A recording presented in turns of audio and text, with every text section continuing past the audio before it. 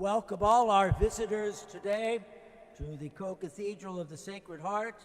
We also welcome Father Uriel Manzano and Father Matthew Suniga, the Rector and Vice Rector of our seminary here in Houston, St. Mary's on Memorial Drive. So thanks for being here. Sisters and brothers, Palm Sunday has always displayed in the liturgical rite two contrasting times. The time at the beginning when we bless palms and sing all glory, loud, and honor, and then a total change as we go to the liturgy of the Word when everything becomes somber and then indeed dark. Thus, it has always been on Palm Sunday. We've always contrasted what happened in Jerusalem on Sunday and what happened the following Friday. We read today from the Passion narrative of St. Mark. We must keep in mind the Passion narratives are put down by believers, by a believer, in Jesus, the Son of God, recalling from oral and probably some written traditions what it was that happened to Jesus. One thing we have to be careful of, sisters and brothers, they're not court stenographers. This is not a report of a reporter, right? This is the report of a believer.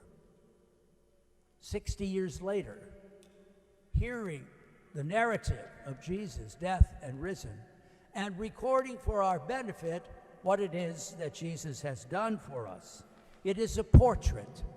Mark's portrait is very important, probably the first one of the Gospels written. Do you notice today there's not much reference to the quotation from Psalms on anything? Maybe Mark didn't know any, I don't know. It's interesting, there's very little. What does Mark find most important about Jesus' passion?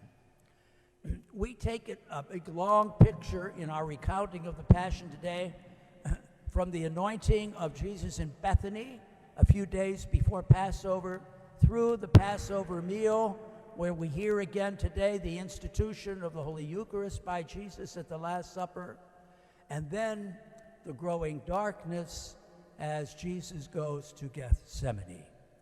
Mark has a quote that will have influence on Matthew and Luke, and even to a certain extent on John.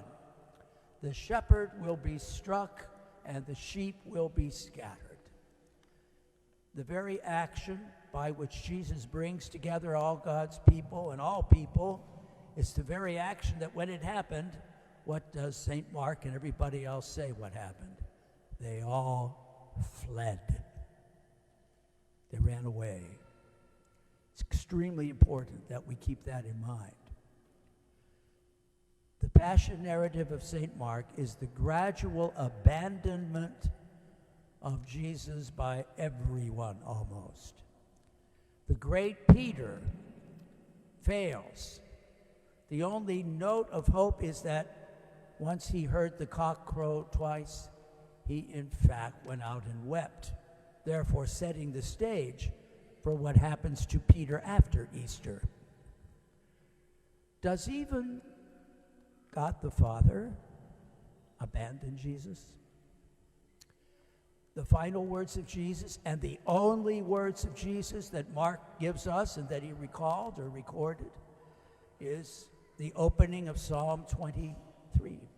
My God, why have you forsaken me? Well, how did the Father answer that? The answer is extremely important.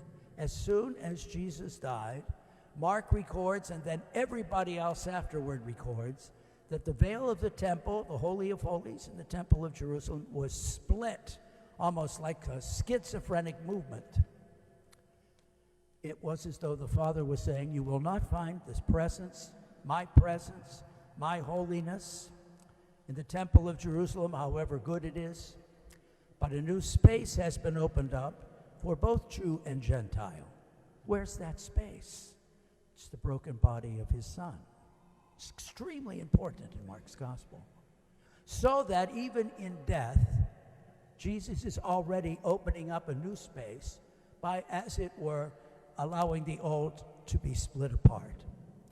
It is said in the English language, the word for diabolic is to split apart, and the word for symbolic is to bring together. By Jesus' actions, which had so many people running away, one would think that the diabolic was in charge. But in fact, at his death, something is already prefigured, that a symbol, what is brought together, all of God's people in the risen Jesus. For sisters and brothers, Mark's gospel does not end with the death and burial of Jesus. Stay tuned for next Sunday. God bless you.